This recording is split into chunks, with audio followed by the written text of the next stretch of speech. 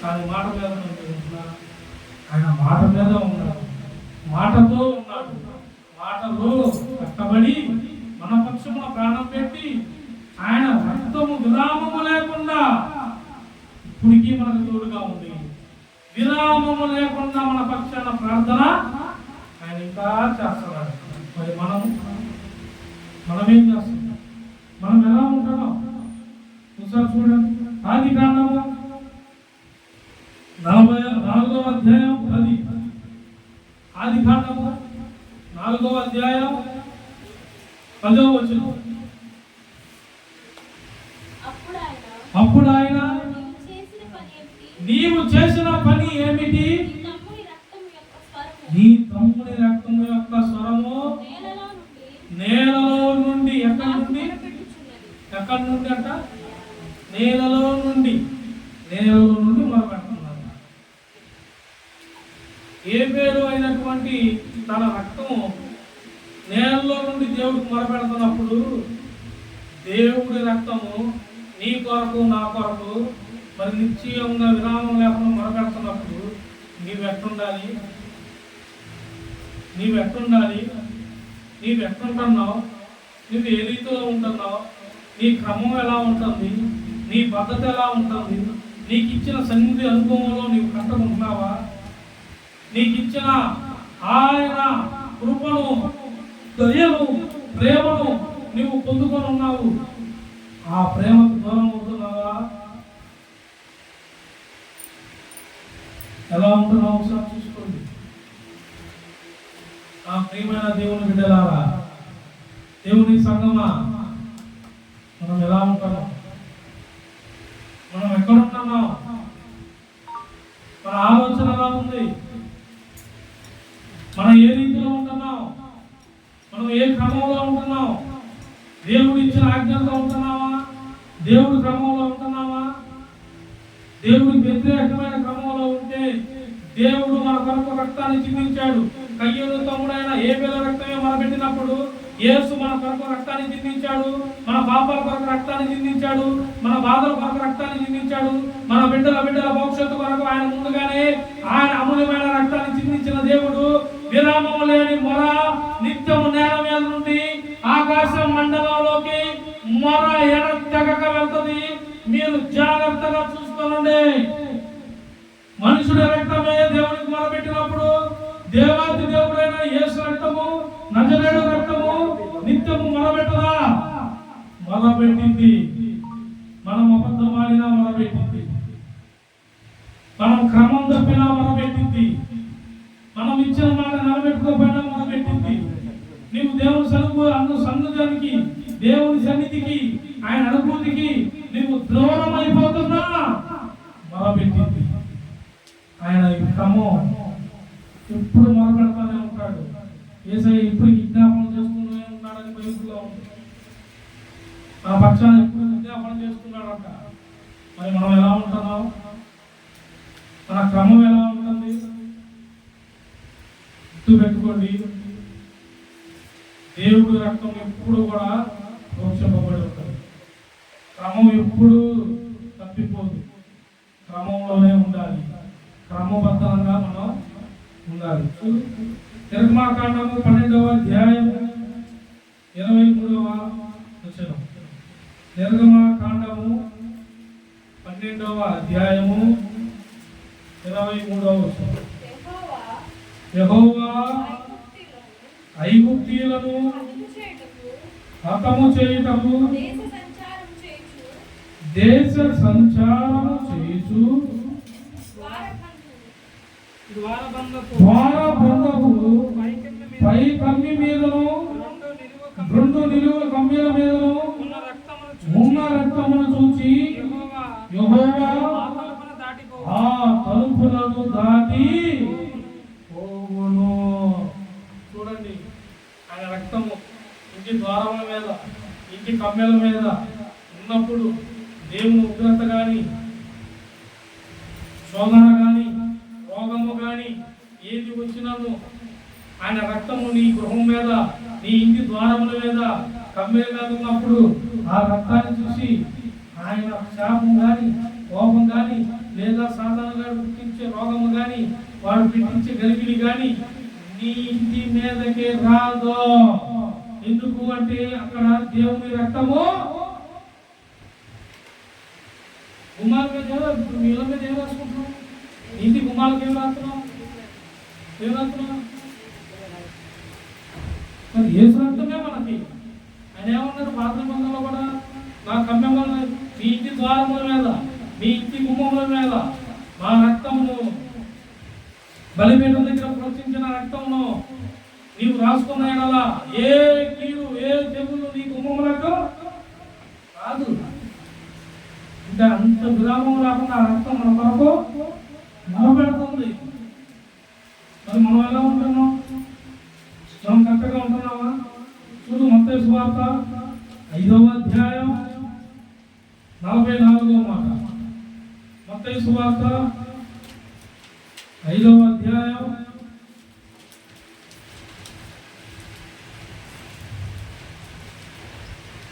44వ మాట.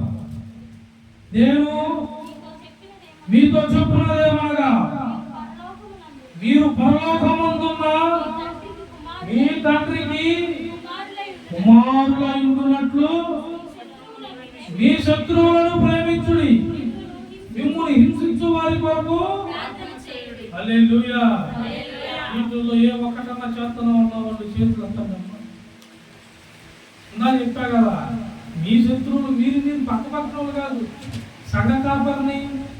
ఈ మధ్య అంత సంఘ కాపరిని దర్శించడం ఎక్కువైపోయింది. అసలు సేవకుని దర్శించడం, సేవకుని ఎగతాలు చేయడం, వాడేమో పగలనక వెయ్యనక కష్టపడుతూ ప్రార్థన చేస్తూ సంఘం కోసం, మళ్ళీ చర్చిలో వాటి కోసం, పళ్ళు కోసం తిరుగుతుంటే వీళ్ళేమో సోపులు వేసుకొని ఏమేసుకొని లిప్టిక్లు వేసుకొని మళ్ళీ పూలు పెట్టుకొని ఈ బ్రోసు ఆ బ్రోసులు రంగు రంగు పట్టుకో ఇంకా వేసుకో. కాకర దగ్గరికి వచ్చింది నీ ఇష్టం. దేవుడు ఎలా ఉన్నాడో తెలుసా? ఆయన క్రమంగా ఉన్నాడు, పరిశుద్ధుడిగా ఉన్నాడు. దేవుడు కుమార్తెలు, దేవుడు కుమారులు మీరు అని చెప్పాడు. దేవుడు కుమార్తెలు ఎట్లుంటారు?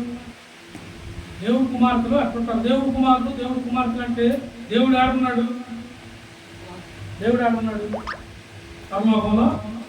ఇప్పుడు పరలోకంలో ఉన్న వాళ్ళు ఎవరు? పరిశుద్ధులు ఉంటారా? ఎవరు ఉంటారు? పాపం ఉంటారా? పరిశుద్ధులు అంటే ఎవరు? దేవదూతలు. అందరూ దూతలే పైకి వెళ్ళి. కానీ అక్కడ ఉంది ప్రజలు సెలవులు మహాదూతలు. ఆ దూతలందరూ కలిసి ఏమంటున్నారు? దేవుని పరిశుద్ధుడు అని నిత్యము ఆరాధిస్తున్నారు. వాళ్ళల్లో నువ్వు నా కుమారుడివి, నువ్వు నా కుమార్తెవి అని చెప్పాడు. అంటే ఇప్పుడు మనం కూడా పరిశుద్ధమైనప్పుడు మనం ఎలా ఉండాలి? పరిశుద్ధంగా. ఇప్పుడు పరిశుద్ధంగా ఉన్నవాడు రంగు బట్టలు వేసుకొని చర్చిలో పడతారా? అందరూ వేసుకుంటారు, మనకు అనవసరం. మనల్ని ఏమన్నాడు? నువ్వు నా కుమార్తె అన్నాడు. కుమార్తె అంటే మనం ఎలా ఉంటాం? బట్టలు వేసుకుంటారు. డ్యూటీకి వెళ్ళేటప్పుడు తెల వేసుకుంటారా? నేనంటే మా పొద్దున సాయంత్రం నాకు ఇదే పని, నాకు ఇచ్చిన ప్రాముఖ్యత అది. మేము వేసుకున్నాం. మీరు చర్చిలోకి నా అమ్మట ఆరాధన కొడుతున్నారు, మీరే వేసుకుంటారు.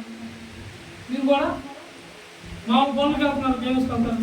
మంచిగా వేసుకొని మంచి బట్టలు బయట వస్త్రాలు వేసుకొని రంగు వస్త్రాలు. లిప్టిక్ వేసుకున్నామనికి ఏమవుతుంది? ఎవరి సంబంధం? ఏసు సంబంధం. ఏ సంబంధం? లోక సంబంధం. లోకానికి వారసులు. ఈ లోకం మీద అధికారి ఎవరు? ఇప్పుడు మరి లోక సంబంధాలకు ఎవరు యజమానుడు? ఇప్పుడు మీరు దేవుడు పెట్టరా? ఇప్పుడు నీ ఆత్మ ఆడకెళ్ళింది బాబు. కొంతమంది అడుగుతున్నారు కదా, చచ్చిపోతే ఆడికి వెళ్తుంది. ప్రాక్టీస్ దేవునికి మహిమ గౌరవములు గాక. లైవ్లో పాల్గొన్న ప్రతి ఒక్కడికి క్లారిటీ వచ్చును గాక. పరిశుద్ధాత్మ దేవుడు క్లారిటీ ఇస్తాడు. ప్రపంచంలో దేవుడు వచ్చింది క్లారిటీ. మొహం పేలనేది మందిరంలో రాగాలి. నువ్వు ఎన్ని సంవత్సరాల క్రితం? 5 సంవత్సరాల క్రితం నేను తప్పు చేశాను. దొంగ అసలు పోల్చుకొని దొంగ నా పేరు కూడా తెలీదు అని మున్సిపల్ పడాలు చేస్తుంటే 5 సంవత్సరాల తర్వాత శుభ్ర రోజైనా సరే మందిరంలో అడుగు పెట్టు, పాపం ఏమేమి చేశావో, దేవుడికి ఎలా అనుసంధానంగా లేకుండా వ్యతిరేకంగా నడుచుకున్నావో, నీవు భర్త బయలు చేసి మాట్లాడు వాడే పరిశుద్ధాత్మ దేవుడు. నువ్వు సీక్రెట్ గా చీకట్లో ముందుకొని సీక్రెట్ దాకా వచ్చిన, బీడి దాకా వచ్చిన, చెట్టు కింద పోయి మందు దాకా వచ్చిన, నోట్లో చెట్టు కొట్టుకొని అలా ముక్కలు తిని వచ్చిన, జనాలని భార్యని పిల్లలు మోసం చేస్తావు, లేదా సేవకుని కవర్ చేస్తావు. ఆయన ఆకాశ మండలం మీద చూసివాడు ఒకడు ఉన్నాడు. ఆయన రక్తం నిరాకారంగా విరామం లేకుండా ప్రార్థన చేస్తున్నాడు నీ కొరకు, నీ పిల్లల కొరకు. గుర్తు పెట్టుకో, తీర్పు అనేది వస్తుంది. గర్జించడం మొదలు పెడితే కింద అధికారం నుండి నడినెత్తు వరకు నరాలు గజ్జ గజ్జ గజ్జ ఉణుకుతాయి అన్నమాట. అక్క క్రికెట్ ఆడేవాళ్ళు మీకు తెలుసా? క్రికెట్ ఆడతారు కదా, క్రికెట్ చూస్తారా? ఎంతమంది చూస్తారు? క్రికెట్ చూసుకోరు. వాళ్ళు ఎక్కువ మగపిల్లలు వాళ్ళు ఆడతారు. ఇంటి వాడు ఆడతాం కాదు, ఇప్పుడు వాళ్ళకి ప్రతి చూడు క్రికెట్ ఆడేవాళ్ళు బాగా ఆడుతూ ఉన్నాము. బై మిస్టేక్ వాడికి బాల్ సరిగ్గా పట్టుకోలేక చివరి అంచుల్లోనో లేకపోతే అక్కడ దవడలోనో తగిలిందని ఏమైంది? ఇక చూడు తగిలిన కాడ పట్టుకోవడం ఐసుగడ్డ పెట్టిపోయి ఎన్నాళ్ళు ఉండి ఆడుతున్నావు. మళ్ళీ వాడంత తోడలేడు అంటారు పక్కన వాళ్ళు. తగిలితే ఏమైంది? నా అంత తోడలేడు దవడ సరిపోందా, చేయి సరిపోందా? మొన్నటి వాడి తగిలిందా? దేవుడికి స్తోత్రం. ఎవరికి పేరు చదువు పొద్దున కూడా చేయి ఇట్లా కొన్నాడు. అంటే కొంచెం అప్పుడప్పుడు దేవునికి మహిమ కలుగును కాక. నువ్వెవరు పిల్లలు? ఆడండి, ఆడాడు తప్పులేదు, కరెక్టే. నిన్ను దేవుడు పిలవనంతసేపు ఆటాడు, కానీ దేవుడు నిన్ను పిలిచాడు, ప్రత్యేకించాడు, నీకు పని ఇచ్చాడు. ఆయన రాజ్యము, ఆయన మందిరము. మొదట ఏం ఎత్తుకోమన్నాడు? ఆయన రాజ్యమును నీతిని ఎత్తుకోమన్నాడు. నీకు ఇచ్చాడా లేదా? ఇప్పుడు మీరు ప్రత్యేకింపబడ్డారు. జనసమూహం 10,000 మంది సంఘం ఉన్నా సంఘం అందరూ పరిచయం దొరికిద్దా? మరి దొరికిందంటే నీకు నువ్వు ప్రత్యేకింపడ్డావు లేదా? ఇప్పుడు ఆ హీల్స్ వేసి నువ్వు వేస్తావా? నువ్వు ఏ హీల్స్ లేకుండా నీ కాలుకి ఇచ్చు కూడా తప్ప కాలం కూడా కాదు. ఎందుకు? ఆయన ముందుగా ఆయన దేవదూతలకు ఆజ్ఞ ఇచ్చాడు కదా, నీ కాలుకి చిన్న రాయను కూడా తగలకుండా వారు ఎత్తు పట్టుకుని కాపాడతారు. హల్లెలూయా. దేవదూతలో మనకి కాపుదల. మరి ఇప్పుడు మనం చేయొచ్చా? ఇది చెప్పండి. నేనేం చెప్పను. అమ్మ నేను పచ్చి సాయంత్రం ఆడుతున్నా, ఏదో 10 నిమిషాలు నువ్వు ఆడొచ్చా? పిచ్చి మాటలు మనం ఆడొచ్చా? పిచ్చోళ్ళలాగా మనం వేయొచ్చా? దేవుడు నిన్ను పిలవనంతసేపు నీ ఇష్టం తిరుగు చేయి. దేవుడికి నీకు తెలియదు, నువ్వు దేవుడికి తెలియదు అన్నట్టున్నావు. దేవుడికి తెలుసు, కానీ నువ్వు దేవుడు కనుక్కోవాలా. కానీ నిన్ను నీ ఉన్న శ్రమల్లోనో బాధల్లోనో వేదల్లోనో నీవు దేవుడిని కనుగొన్నావు, దేవుడు కోసాడు, ఎక్కిళ్ళు పడి ఏడిచావు, ఆయన ఆత్మను పొందుకున్నావు. నీకు కావాల్సిన కృప, నీకు కావాల్సిన దీవెన నీ మీదకి వచ్చాక, నీవు అది పొందుకున్నాక, నీవు ప్రత్యేకింపబడ్డాక, నీవు మరలా నా యథాస్థితి వాళ్ళ అప్పట్లో మేము బాగా ఇవన్నీ మళ్ళీ వెళ్ళొచ్చా? నువ్వు ఒకసారి వెనక్కి తిరిగి చూడొచ్చా? దేవుడే ఉన్నాడు, నిన్ను ఆ స్థితి నుండి విడిపించా. నువ్వు మరలా తిరిగి వెనక్కి నువ్వు ఎడమకైనాను కుదిమికైనాను చూస్తే ఈసారి మునిగిపోతావు. దేవునికి స్తోత్రం. ఇంకా టైం ఉందని, ఇంకో 4,000 సంవత్సరాలు ఉందని ఇవ్వడానికి సమయం కూడా ఎప్పుడు వస్తాడో కూడా తెలియదు. ఈసారి అప్పుడన్నా టైం ఉంది, కానీ పేదలు కానీ మునిగిపోతుంటే ప్రభువా వచ్చిమా అంతం చేయించి పడుతున్నాడు. మనకు అని చెప్తారు లేదు కూడా తెలియదు. అయ్యా అమ్మలారా ఇలా నిప్పు కన్నా శ్రద్ధగా ఇది నడుచుకోండి. కొంతమంది ఏ ఎగిరి పడుతున్నారు బయట, మళ్ళీ అందరిలో కాగానే చూసేస్తున్నారు. ఎందుకంటే చర్చి చేస్తాం, ఎక్కడికి వెళ్తాం? బయట చర్చి బయట, చర్చి లోపల చర్చి బయట ఒకేలా ఉంటావా? చర్చిలోకి వచ్చాక ఏం చేస్తారు? అందరూ శ్రద్ధగా బైబిల్ పట్టుకోను దేవుడు పని మీద ఉంటారు. కొద్ది నీళ్ళు ఏం చేస్తాడు తెలుసా? అట్టొస్తున్నాడు, ఆ నీళ్ళు పాత్రాడు, మళ్ళీ వచ్చి ఫోన్ కొడతాడు. పరిచయం చేయండి షాపుల దగ్గర, మీకు విలువ తెలిసింది పరిచయం ఏంటి. పరిచయం ఎడ చేయండి అర్థం తెలుసు బయట ఫోన్లు గేమ్లు ఏముండవు. ఎగబడి నా స్టాఫ్గా పని చేయడమే, చర్చలు అట్లుంటేనే పని చేపిస్తారు. కానీ పరిచయం అందరికీ వాళ్ళని సపరేట్గా అభిషేకం చేస్తారు. వాళ్ళకి ఇంకే ఫోన్లు వీళ్ళు ముచ్చట్లు ఏముండవు. పరిచర్య అంటే ఎంత ప్రాముఖ్యం తెలుసా? నీకు ఇక్కడే పరిచర్య చేయలేకపోతే నీకు ఆడేం చేస్తావు? ఆడికి నిన్నేం పిలుస్తాడు? పరిచర్య దొరకదు. ప్రతి ఒక్కరు సేవ సేవ సేవ, నీకు ఇచ్చిన సేవే చెయ్యి. నీకు ఇచ్చిన సేవే. బాత్రూంలో ఎవరు తాగట్లా నువ్వు నేను గడవా, నేను గడిగా మరి లేదు కుటుంబం పక్కన కొత్త బట్టలు రాండి మరి నేను ఈ బట్టల మీద గడిగేస్తా. పొద్దున్న చికెన్ కడుగుతుంటే ఫోన్ చూస్తున్నాను ఒంగోలు నేను చికెన్ కడుగు రాత్రి కడుగుతున్నా ఎవరు తిరుగుతా ఉన్నారా? ఎవరు కడగల? నేను కడుగుతా, నేను చేస్తా, నేను కూడా ఉడుకుతా, అది అందరూ తెలిసింది. కానీ మీరేం చేయాలా? ధర్మం ఎవరి కోసం? ధర్మం ఎవరి కోసం చెప్పండి. ఒక బాట ఈది బాట, ఈదిలో సువార్త కళ్యాణులు జరిగినా కానీ సువార్త ప్రకటించాక చెప్పలేదు. అమ్మలు చర్చికి రాట, కుంటలు రాట్లా, ఐస్ ప్యాక్ పెట్టుకొని చర్చికి అట్లా బాగా నేర్చుకున్నారు. నేర్చుకోండి. అన్నాలు నేర్చుకుంటారు, నేర్చుకోండి. మోసే అన్న ఉన్నంతకాలం ఉన్నాడు, ఒకసారి కొనియాడ పడ్డాడు. ఏలి ఉన్నంత ఉన్నాడు, వెళ్ళిపోయాడు. ఎలీషా ఉన్నంతకాలం చేశాడు. ఎవరికి ఏ మాట అంటే ఆ మాట నెరవేరింది, చేసుకున్నారు. శిష్యులందరూ అంతే వెళ్ళిపోయారు, ప్రవక్తలందరూ అంతే వెళ్ళిపోయారు, అపోస్తులందరూ అంతే పరిస్థితి చేశారు. వీరేం చేశారు? సపోర్టులు వీరే అపసాక్షులు అయ్యి మరీ వెళ్ళిపోయారు ప్రభు దగ్గరికి. సేవకులు ఉన్న సేవకులు కూడా అంతే. ప్రతి ఒక్క సేవకుడు పౌలు లాంటివాడే, ప్రతి సేవకుడు యోహాను లాంటివాడే, ప్రతి సేవకుడు పేతురు లాంటివాడే. ప్రతి సేవకుడు వారికి అప్పగించిన స్థితిలో చేస్తున్నారంటే. ఈ సంఘంలో వాళ్ళు ఏం చేస్తారు? దేశం ఊరుకోమ్మా, మీ సేవకుడు ఉన్నాడు, మా సేవకుడు కూడా ఉండదు. అసలు నీకు ఉందా లేదా? నీకు సేవకులకు ఇచ్చింది సేవకులకు ఇస్తారు. ఒకరికి ఒక్కొక్క ఘనత. 5 తలంతులు ఒకరికి ఇచ్చాడు, 10 తలంతులు ఒకరికి ఇచ్చాడు, 2 తలంతులు అట్లా ఒకరికి ఇచ్చాడు. 5 తలంతులు ఇచ్చినోడు 2 తలంతులు ఇచ్చినోడు ఒకడవుతాడా? అవుతాడా? 2 తలంతులు ఇచ్చినోడు 2 కష్టపడితే 4 చేస్తాడు.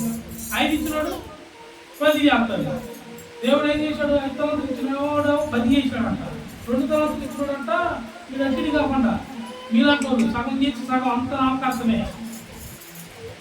సగం ఒక రోజు ఉంటే ఒక రోజు ఉండదు. భక్తి పోతే పోయింది పాని అయితే పోయినప్పుడు బాధపడతావు. ఇప్పుడే ఉంది, వచ్చినప్పుడు ఓరపడితే దేవుడికి తెలియట్లా, పోయినప్పుడు తెలుస్తుంది. మరి 2 తలంతులు అంటే ఏమి చేయట్లేదంట, అది చేయట్లేదు ఇది చేయట్లేదు, ఏం చేయకుండా అంటే తెలియగల మీకు కొంత తీసుకుంటూ దాచిపెట్టింది. నేను వచ్చాక మళ్ళీ అడుగుతా, నాకు అప్పకిన్నాను కానీ 5 ఇచ్చినోడు 10 ఇచ్చాడంట, 3 ఇచ్చినోడు 6 ఇచ్చాడంట. మీరు దగ్గర కానీ ఉండదు. నేను అటు వెళ్ళలేను, ఇటు వెళ్ళలేను, అందుకని రెండింటిని భద్రంగా నీ 2 నీ కాడే, ఇక నువ్వు వాడే. పని చేసినోడికే జీతం. ఎవరి పనిని ఎవరి సామర్థ్యం కొద్ది వాళ్ళ జీతము ఇస్తానికి దేవుడు సిద్ధం. ఈ పని ఎంత, ఈ సామర్థ్యం ఎంత? లేఖనాలు చదివే పని వచ్చింది అనుకో, లేఖనాలు చదవాలని ఎప్పుడు రావాలి? ఎప్పుడు రావాలి? ఎప్పుడైనా సరే చర్చకి ముందే రావాలి. ఎవరైనా చర్చకి ముందే. మనం ఏం చెప్తుంది చూసి కొంతమంది అందరూ ఉన్న వాళ్ళందరూ లోపల ఉన్నారు. బైబిల్లో ఉంది ఏమి లేనాయన బయట ఉన్నాడు, ప్రభు నేను ఏమి లేను ఉన్నాయా? ఆడు ఏమి లేనుడే, మరి నీకు అన్ని ఇచ్చాడు. ఇక ఆయనకి ఇంకా ఏమి లేదు, బయట ఉన్నాడు. సిగ్గేసి అవమానం వేసి ఒడ్ల పడి లేక బయట ఉండి వాడిని కనిపెట్టి దేవుడు వాడిని బలకరించి వాడికి అద్భుతం చేశాడు. ఆల్రెడీ మీ అందరూ చేశాడు. వాడికన్నా ముందే చర్చిలోకి రానిచ్చాడుగా. చర్చిలోకి వచ్చిన మీకేం వచ్చింది అంటే బయట ఉన్న పేదవాడు నలిగిన హృదయం వాడు ప్రార్థన విన్నాడంటే సంఘంలో ఉన్న మీ అందరి హృదయం ఏమైంది? కఠినపరచబడింది. దేవుడు మీ ప్రార్థననే ఆరాధించాలి. అంత భయపడు ప్రార్థన. లోపల ఉన్న మీరు ఏమని చెప్పుకుంటున్నారు? గొప్ప నేనే సంగతి పెడుతున్నాను, నేనే మొదటి నుండి ఉంది, నేనే ఫస్ట్ వరుసలో కూర్చి మొత్తం పోయింది. చివరికి ఆ పేదలు ఎదగాలవా? ఆ పేదవాడికి వాడి ప్రార్థన మన ప్రార్థన ఏమన్నాడా? ఎందుకు ఏమొచ్చింది మనలో? గుర్తుపెట్టుకో, ఎప్పటికీ నువ్వు తగ్గించుకుంటే దేవుడు నిన్ను, మనం ఎంత ఇచ్చేస్తున్నా నాదంటూ ఏమి లేదమ్మా, మాకు ఒకటే మార్గం, మాకు ఒకటే మార్గం, ఆ మార్గమే యేసు. మాకు యేసయ్య పనే, ఆ పని మేము చేసుకుంటాం. ఆ రోజు పని చేయమన్నా లేదా? ఆ రోజు మేము పని చేసుకుంటున్నారా? బ్రహ్మాండంగా 7వ రోజు కూడా చేస్తాం. అంత దుర్మార్గం మహాడు లేకుండా చెబుతాను నేను, ఖచ్చితంగా కళాఖండికి చెబుతాను.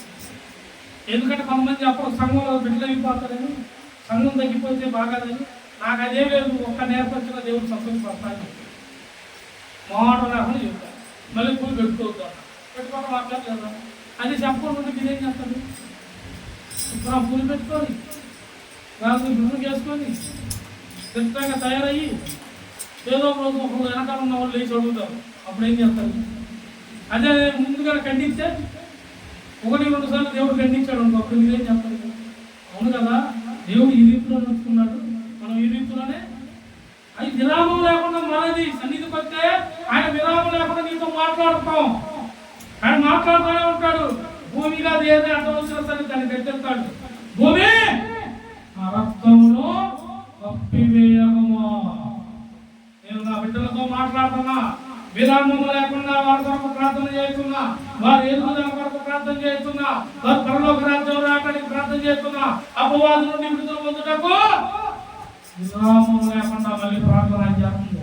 నీకు నాకు 10 నిమిషాలు అనగానే 10 నిమిషాలు ప్రార్థన కూడా చేయించండి. 10 నిమిషాలు మనకి ఏం ప్రార్థన చేస్తున్నారమ్మా మీరు? ప్రభువా ఈ రాత్రంతా కాచి కాపాడుకుంటా ప్రాణం పోకూడదు చూడయ్యా. పొద్దున్న మళ్ళీ 2 ప్లేట్లు అప్పుడు తినాలి, మా ఆయన ఉప్ప చేయాలి. మీరు చేస్తున్నారు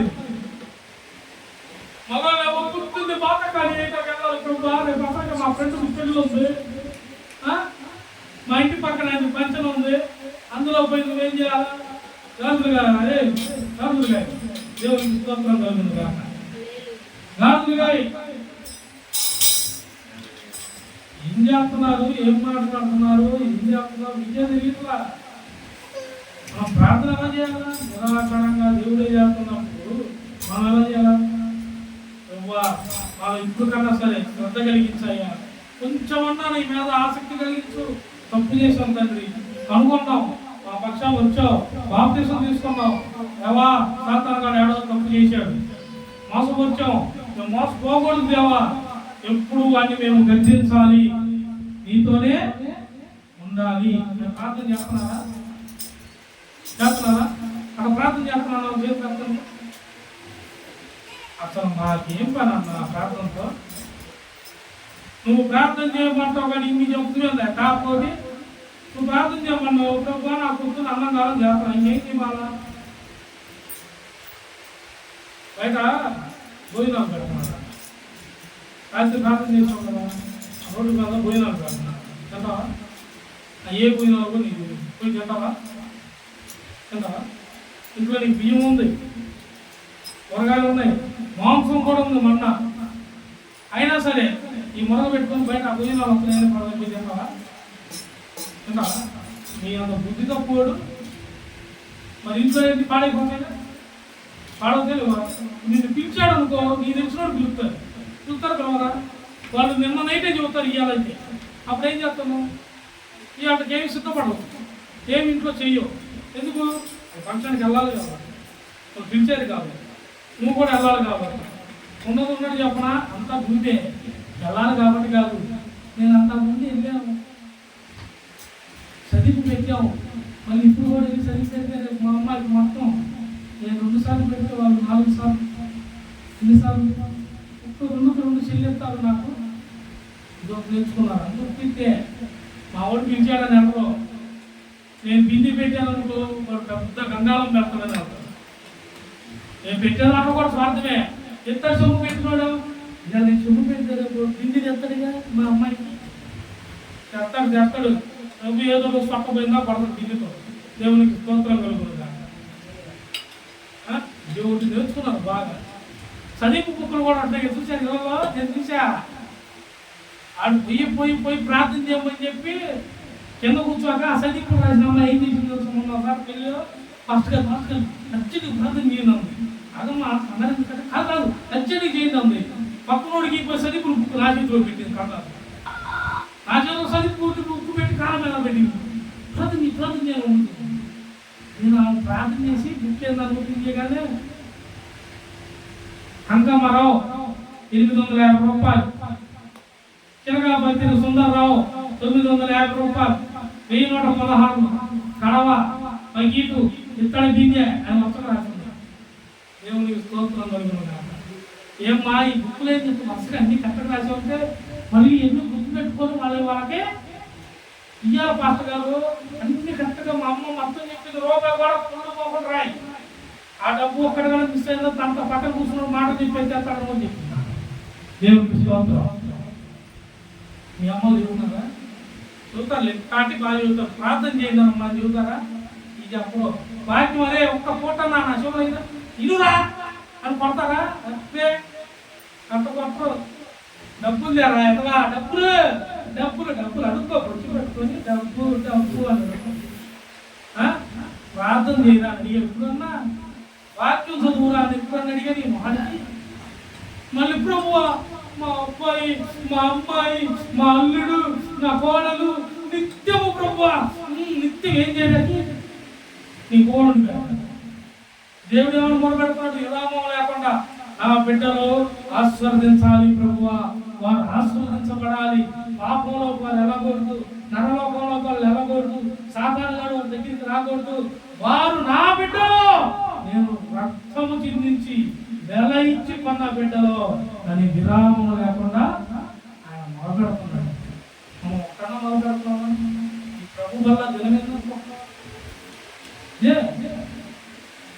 పలుకు ప్రోక్షింపబడ్డ రక్తానికి మీరు వారసులై ఉన్నారు.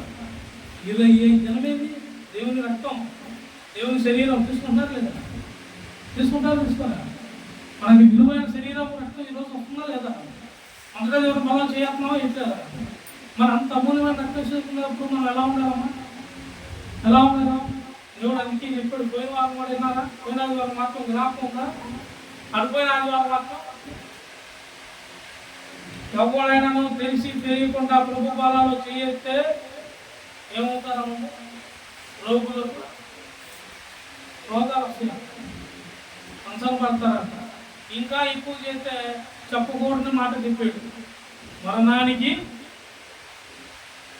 బైబిల్ పోయినా చదివించి మాట విన్నారా? ఉందా చెవుల్లో? ఉదయం ఉందా? ఉన్నవాడు మళ్ళీ ఎప్పుడూ తప్పు చేయడు, తప్పుగా మాట్లాడు. హల్లెలూయా. చూడు లోకాసు అంతా ఇది అయిపోయింది. అన్నం తింటుంది. ఆహా ఆకలి బాధలు వెతుకుని ఏది ఉన్నా కానీ మరి ఇదే కావాలి. లోకాసు అంత 9వ అధ్యాయం, లోకాసు అంత 9:52 మాట.